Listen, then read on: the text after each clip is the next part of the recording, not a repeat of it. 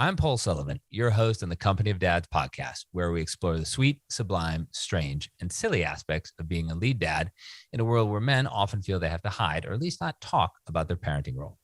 I know this from firsthand experience as a lead dad to my 3 girls, 3 dogs, 3 cats, and somewhat remarkably, 3 fish who are still alive. I did this all the while managing my career and striving to be an above average husband. One thing I know for sure about being a lead dad is it's not a normal role. You're not doing what dads have traditionally done, going to work and leaving the parenting to mom or someone else, nor are you always welcome into the world where moms are the primary caregivers. But here at the Company of Dads, our goal is to shake all that off and focus on what really matters: family, friendship, finance, and fun. Today, I'm super excited about this. Today, my guest is Najee Goode, Super Bowl champion, entrepreneur, and lead dad. Najee played 9 seasons as a linebacker in the NFL, including 4 with the Philadelphia Eagles, where he was part of the team that won Super Bowl LII against, wait for it, Tom Brady and the New England Patriots. He retired from the NFL in 2020. Bit of trivia: Najee's dad, John, also played for the Eagles in the 1980s as a tight end. Since leaving football, Najee has worked for the NFL Alumni Association, but he's also an entrepreneur, part of the group behind Veepio, which I'll let him tell you about in a bit. Najee is a lead dad to his 2 daughters, ages 4 and 5. And he's also the only guy I've ever played golf with who, after duffing, 10, 11 shots in a row, I didn't make fun of him. I figured if he got mad at me, I couldn't outrun him. And if he actually hit me, that'd be the end of my golf season. Najee, welcome to the Company of Dads podcast. How are you? Man, I'm doing phenomenal. It is awesome to be here, surrounded by awesome dads. I got to ask, first question: who are you rooting for in the Super Bowl? I'm actually rooting for Cincinnati Bengals, man. I got to go with the hometown hero at quarterback, Joe Burrows. He's an Ohio native and is from Cincinnati, so he has an interesting background right now, and his swag around him, man. His swag around him is captivating. It is real diamonds, right? That's his whole thing. Like somebody said, exactly, the diamond man. is real. It's like, they're real. Exactly, it's Joey Burr. I'm rooting for the Bengals as well, but who fascinates me is that kicker. That kicker is, he kicked him in the championship game. He kicked him into the Super Bowl. I know we're going to talk about quarterbacks, the rest of the team, but that quick kicker is pretty impressive. Yeah, he's setting the stage for an awesome career if he can keep it going. To win the 2 big ones like that, if he can do it with the 3rd in the Super Bowl, I know the offenses probably don't want it to come down to that, but if he does, that dude is it's gonna be real diamonds and real field goals somewhere. It's gonna be something. They're gonna have a diamond competition. Exactly. Let's talk about your time when you were playing the Super Bowl. Set the stage here. When you won the Super Bowl with the Eagles, you beat the Patriots. So paint the picture. This is gonna all leading up to the Super Bowl. What was that week like when you think back? That week, like not the game itself, but that week like before, as you were leading up to the game. The week actually leading up was, it was like a movie. The one thing I would say about the NFL for all of the critics out there is that the Super Bowl is the most watched, most eventful time of the year when you talk about, American sports, North American sports, because leading up to that week prior to the Super Bowl, you spend another week when they play the Pro Bowl. And that week is kind of like prepping the powder keg to just explode that Super Bowl week. And what's cool about it is that, being a dad, I have my daughters there. My second daughter was actually just born. And I was able to dress her in all of the bedazzled gear. And while I had a 1-year-old out there, I had another, or a 2-year-old out there, I had another one to follow with my second daughter. And, they make it family friendly. It's an awesome time. We got to practice. We actually stayed at the Mall of America, which was immaculate. And I was saying that the NFL definitely, they present the Super Bowl to the fans, to the team, and the coaches in a proper manner. That's good. I got to ask, did Eagles gear come in that small of a size? Are they like Eagles onesies that the girls back then? Well, you're born in Philadelphia. They kind of do that thing, whether you get pom-poms or a football. So that's pretty awesome. All right. So then you get to game day. Now, the Eagles obviously had a great season or they wouldn't have gotten there. And I did a little quick research here. You guys actually had the same record. The Eagles and the Patriots had the same record going in. But, let's face it, it's TB12 and the Patriots. What were you thinking about in the locker room? You guys deserved to be there, but it's, the powerhouse team. You're obviously the underdogs. What was the mentality like before you hit the field for this? Man, coming into that game, it was electric. We had just beat the brakes off of Minnesota, and we were coming back there. When we walked into the stadium, just to give you like the scope, from our point of view, is we walked in and it was like bright lights. You saw bright lights on the stage, and then they started changing color. And when they changed red and blue, you got all mad because it was New England. And then when they turned white and green, it was all happy. And the way that it was coming out for that game in preparation of Tom was like, we had to demolish him. I've only lost to Tom Brady once, and I've luckily picked off one of his passes that I would never, ever, ever get rid of. But yeah, it's and then that game was like, we had such a high energy from the fans, from the crowd. I had just had my second daughter, like I said, so it was like everything was going in the right direction. We came out, man, and we played unbelievable football. That's great. You had a couple of tackles in that game. Did you tackle Tom in that game or no? No, I didn't get a chance to hit him. He threw the ball too fast, but I did I had a really big kickoff stop to start one of the quarters where I got to hit an old buddy of mine, Deion Lewis, and then I had another one on a second return. But no, I didn't get a chance to hit him. I got a chance to hit Tom in the regular season. I know he remembers. Oh, you did? Tell me about it. Yeah. It was that year. That No, actually, it was in 2018. In 2018, when we played him for the Colts. Tom Brady had checked out of a blitz, and I was running on the blitz on Thursday Night Football. The same game, I actually got an interception off of him, and I ended up hurtling over one of the running backs and just flew into him with all of my might and body, and then I just hit him and knocked him down. And as he was getting up, I just heard him yelling at everybody on the offensive line, and I was like, "Dude, this is a dream come true." When you and I met over the summer, you talked about a couple crushing hits that you put on people. You told me a funny story about Aaron Rodgers and the hit that you put on him once. When you think about, some of your greatest memories from playing pro ball, what are the ones? What are the top 3 or 4? Obviously winning the Super Bowl, that's it. But some of those great plays that you still think about, you talk about with your buddies. Yeah, I think, man, one of my biggest memories is definitely when I scored my first touchdown. It was against the New York Giants, and it was crazy. No one scored a touchdown the entire game, and I did. They actually beat us that game because we missed the extra point. It was so crazy. It was like 9-6, or like maybe they scored one touchdown late or something like that. But when I first scored a touchdown, I got to feel what it felt like for my dad to actually score a touchdown at Philadelphia. And in that moment, man, it felt surreal. Like, I didn't even know what to do with the ball. I didn't know. I was yelling at the crowd. I didn't know whether to bite it, to run, to throw it away, to pick it up, to go crazy. But scoring my first touchdown, man, was definitely. So what you're telling me, Najee, is that linebackers don't practice their post-touchdown routine? Is that what you're saying? And I'm telling you right now, we didn't. I know I didn't. I need to get better, man. I need to take some dance skills, dance lessons, especially after what we're doing now in the league. But no, it was just so fast, man. It was bang, bang. And then after that, the next memorable moment was the next year I scored another touchdown from a blocked field goal. So I had another a blocked punt, I had a scoop and score. That's about a 30-yard touchdown run. And to top all of that off, towards the end of my career, my 7th year, I picked off Tom Brady. We played him on Thursday night in New England, and got to silence the crowd. And it was amazing, man. I've had some flash plays that are pretty remarkable. And playing against Kansas City Chiefs, I had another one. I had a blocked punt that I was able to block and score another touchdown off of. So I have opportunities to get into the end zone with my teammates as a defender, which is pretty special.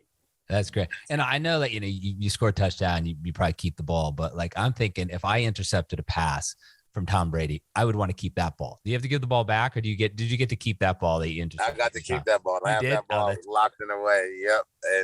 I'll never get rid of it, man. They got the offensive name on it. It even has his number because, some offenses do that to make sure that they, quarterbacks know what ball they use. I was gonna make a deflate gate joke, but I'll leave that out. I don't know if Tom's ball was a little squishier. This one was more. This one was more, yeah. Talk about it. So, you win the Super Bowl, you got a 2-year-old and 1-year-old, you still have a couple more seasons in the NFL. And what was it like, balancing, fatherhood and football? I mean, there's a part of the year where you're full on with football, and then there's a part of the year when you're not. So what was that like for you as both a father and a pro football player? Man, it was super interesting, man. I look at my daughters as like two true gems, for me, to the world. They said, they're my angels. And when I actually had my first daughter, she's born on my birthday, Liliana. It was kind of crazy because she was born like she's my lucky child. She's my good luck charm. She was born literally right on the weekend on Sunday of our birthday, when our birthday was on Sunday, June 4th. We hadn't started camp yet. In the middle of the season, we had OTAs, and I was like, daggone, I'm gonna have to miss camp. I want to make sure I get my bonuses. I want to be there for the team, all my guys. And she actually came on her due date, came on my birthday. I got the best birthday gift ever. And it was awesome. Ended up going to mini camp, had a phenomenal mini camp. And that was actually year I signed, played really well as a Pro Bowl mention, honorable mention for special teams. And, it was really special to me, man. My brothers and I are very close. So, when my wife and I had Liliana, at the time, we ended up finding out she was pregnant with Arya, and that was like a whole other shock. And I was like, dude, I'm not ready for this. It was like, now it's 2-on-2. And actually, we were playing Dallas. I will never forget this. We were playing Dallas in November. November 17th is when she was born. We were playing Dallas on the 18th or the 19th. And I missed practice because I thought, their mother was in labor, and I missed practice. And I'm sitting there thinking like, damn, I'm about to miss a game against Dallas. The Philly fans are going to kill me. They're going to tell me, yo, let her have that baby and get the hell on to go to the game. They're going to want to throw everything at me when I get home. I'm not going to be welcome anywhere. Yeah. My baby's going to be there. She's going to be wondering why these Philly fans are crazy. And then she came actually right before we got on the plane. So I literally, their mom we had Arya, literally went to meetings that next day, and we got on the plane and left to go to Dallas. Wow. Did you win? Yeah. Did you win? And we Dallas? won. And you won. And we won. Yep. It was a Super Bowl year. We beat the mess out of them. Yep. That's fantastic. When you think about it, what are the biggest differences now? Like being, a father, you're not playing pro ball, but you're an entrepreneur. We're going to get to that in a second. But what are the biggest differences for you, as a lead dad, as a father now? As an elite father, man, I think the one thing that, if you care about it when you have kids, it's always a constant, reflection of, who you are and what you do, because you want to make the best impression. But, internalizing, what it means to be like a parent is, that's a piece of you. And, it's my mirror reflection, especially having a daughter born on my birthday. I mean, it's like, I argue with her now, and it's like talking to myself. So it's like, I get the best and worst of both worlds. And I'm like, damn, I would have said that to me if I would have said something like that. So, it's, it really, I attribute it to, what you care about, being a mentor and a mentee. I'm constantly learning. I'm real fond of learning, and, to think that that's really important to kids. And like, I didn't understand it until I actually had, my daughters. And it's funny because I'm the youngest of three, but I had my daughters the first out of my brothers, and now they both have kids. But what I got to see and, being a parent and like, being so fond of our body, athletic movement with athletes, we understand how we move, how we stretch, how we pull.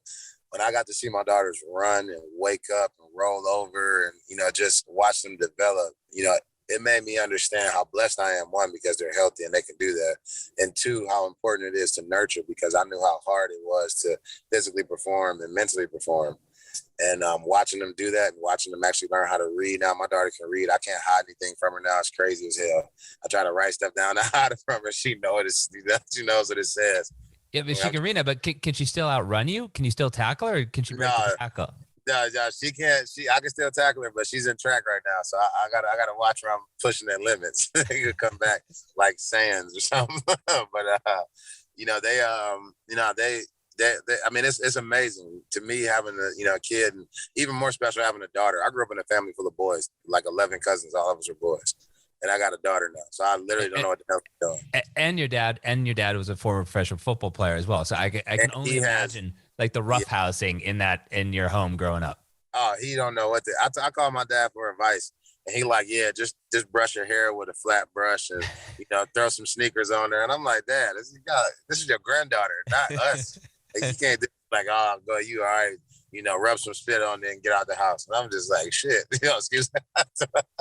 But I mean, it's hilarious because my dad, even seeing him now being around a family of all boys, my dad is the oldest of his siblings. So he is very, very, very masculine. And to see him be soft because he has a granddaughter is like, it's the most beautiful thing in the world. Yeah. Now, talk to me a bit about, I want to talk to a bit about you being an entrepreneur because, when you and I first met, you told me about Veepio. Totally fascinating. I don't want to butcher it. I want you to tell the audience about Veepio. I think is very cool, but tell the listeners what stage it is now and how it's going to work. And, you have at it. I want to hear you talk about it because I love the idea. Yeah. So Veepio is a technology company that I started with a few football guys, former teammates of mine, that both went to West Virginia. But what it is a technology company that makes media interactive, all media interactive via mobile app and website. So when anyone's viewing this, let's say this video podcast in the future, and they want to click on your podcast or maybe memorabilia you're selling, they can click on any logo right behind us while we're watching this podcast and listening to it and actually interact with it. And what we found out is that when I actually went to create the company, we presented it to the Philadelphia Eagles and said, wow, what if every fan could just buy what they're watching? Mm-hmm. Get the gloves that, DeAndre Hopkins caught in that famous Hail Mary from Kyler Murray, or, they could sit there and buy a jersey from Tom Brady from the last game that he ever played that they might have special auction. And that was actually as recent as 2015 and 16. And we came out with this idea and we integrated with the NFL. And we can actually integrate across all mobile platforms. But what we saw was the next step in technology is pretty much what you see is what you get. We want to create that convenience. And it worked. And as crazy as it was, it worked.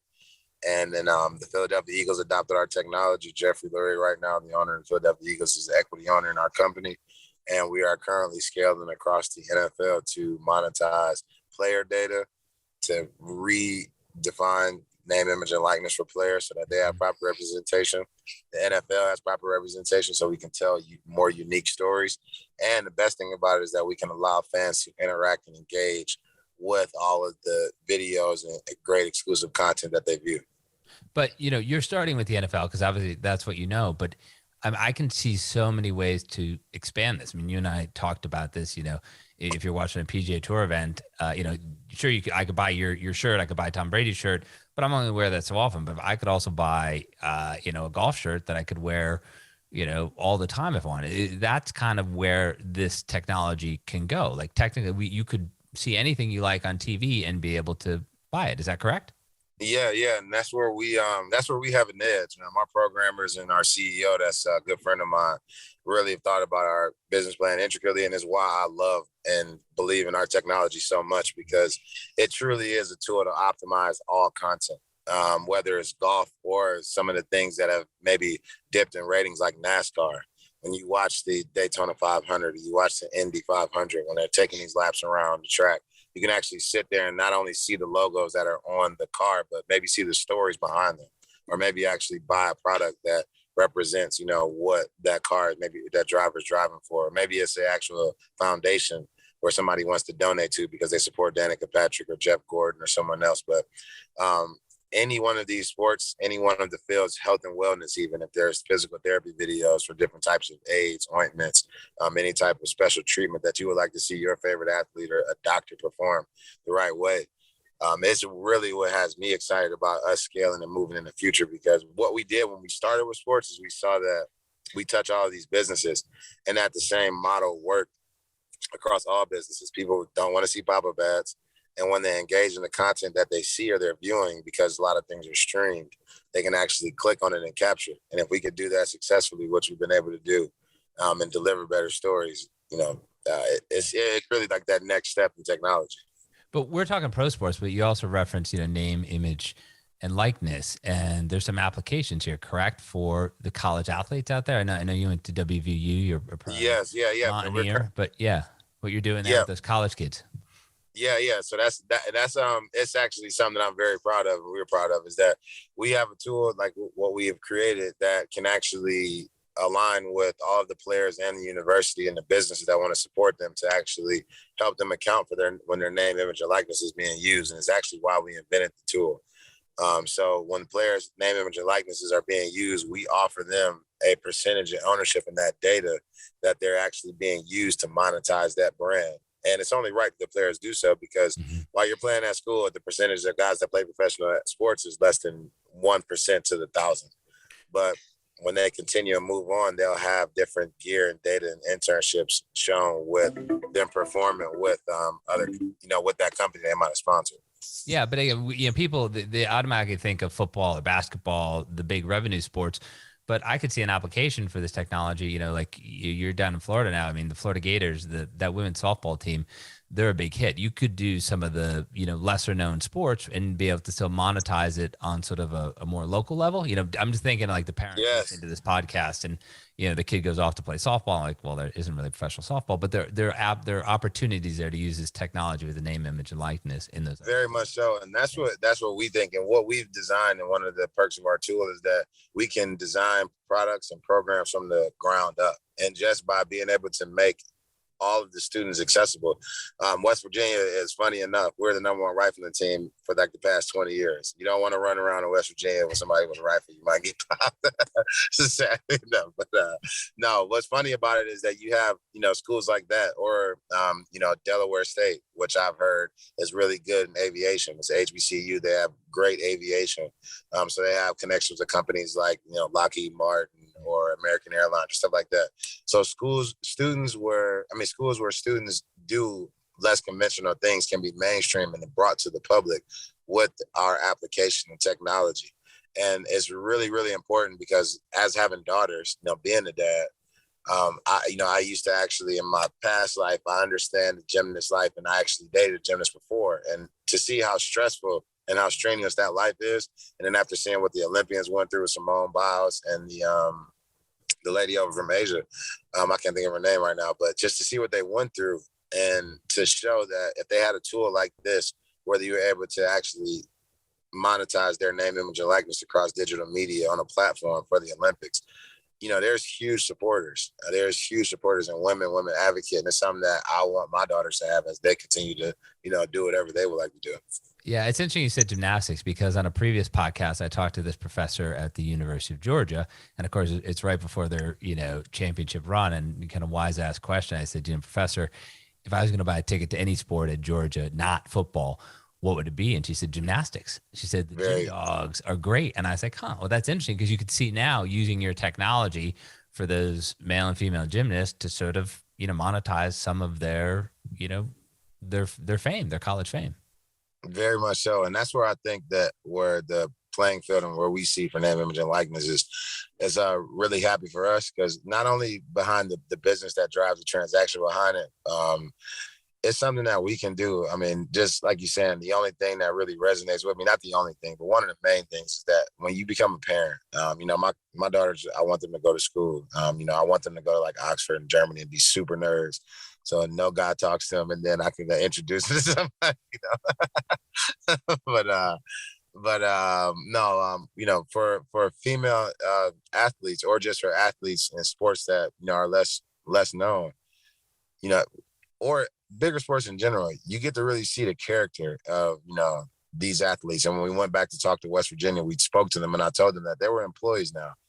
And I could candidly speak from, care of, this is the opportunities that you guys have to become employees. We get to learn about finance. You get to understand tax structure. You get to understand benefits. But while you're doing that and someone is making $100 to $200 million off your broadcast rights, you should participate in the business transactions that come with that. And you should be compensated. And we can do so in a way to where it strategically aligns with each side of the businesses, whether it's the school, the businesses, or the actual student athletes. And we're in the process of finishing that out now because NIL is such a white space. But we're excited to do that across the nation. This is amazing. I'm listening to this, but the only thing I can imagine is your poor daughters, fast forward 15 years and they're trying to date somebody. And there you are, like the 50-year-old Najee Goode. And the poor kid comes to the door and is like, I want to tackle Tom Brady. And it hurt him a lot. So be careful. Oh, that's the lead line, man. That's the lead line. I can't wait for that. That's why I still work out. My motivation on why I still work out is that one day they're going to be big enough to date somebody, and I got to be able to take that dude down at any time. Oh, man. Najee Goode, thank you for being a guest on the Company of Dads podcast. Final word goes to you as, dads with sons and daughters. How do we properly prepare to watch the Super Bowl? I say the best way with dads with sons and daughters, we have a 3:30 to 4 o'clock kickoff. So I would make sure you either the night before, you run them around and drive them rugged until they can go to bed super late and wake up super late and get ready to take the long haul for the Super Bowl, or you wake them up super early and you tune in to the Puppy Bowl and let them watch all of the dogs and everybody run around and then catch the Super Bowl with the rest of the family. That's perfect. Thank you again, Najee. This is a lot of fun. Appreciate it. Man, thank you, Paul. Awesome. Take care.